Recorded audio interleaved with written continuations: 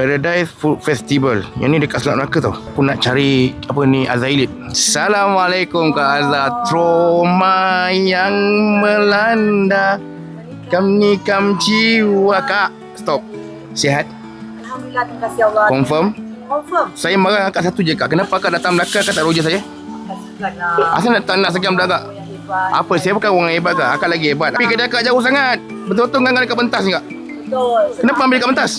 Ha? Yang ni, jadi kau takut akak lambat pergi stage. Okey Kak, tak nak banyak. Ada tak coklat yang harga mahal?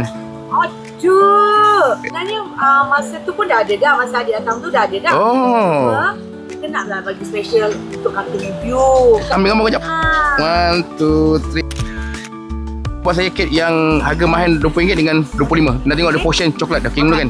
Alright. Okay. Buntat-buntat dia. Bukan kek yang kurus Oh. Kek dia buntat. Ni. Wow.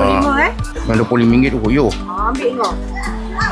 Kita kalau boleh nak penuh lagi, takut tumpah pula. Ha? 20 pula. 20, kita tengok 20. Sama lagi, cuma beza harga. Okey.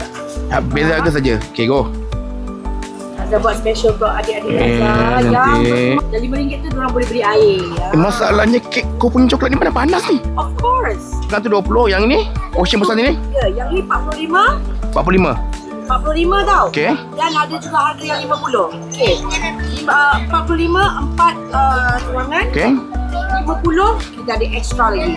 Dan Oi, kita bagi juga topping. Topping posing Buat asyik ikut pada diorang nak tuang banyak ke nak tuang sikit ke. Kalau nak minta extra pun ambil je free of charge. Kalau nak satu coklat ni dekat air panas, gas.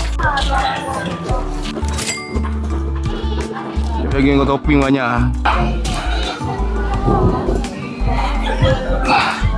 Yang berbalik coklat.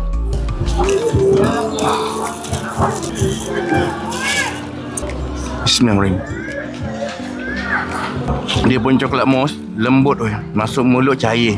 Dia tak jadi lekat-lekat weh. Ini makan tak berhenti ni. Kita bukan nak puji dia punya kek ni.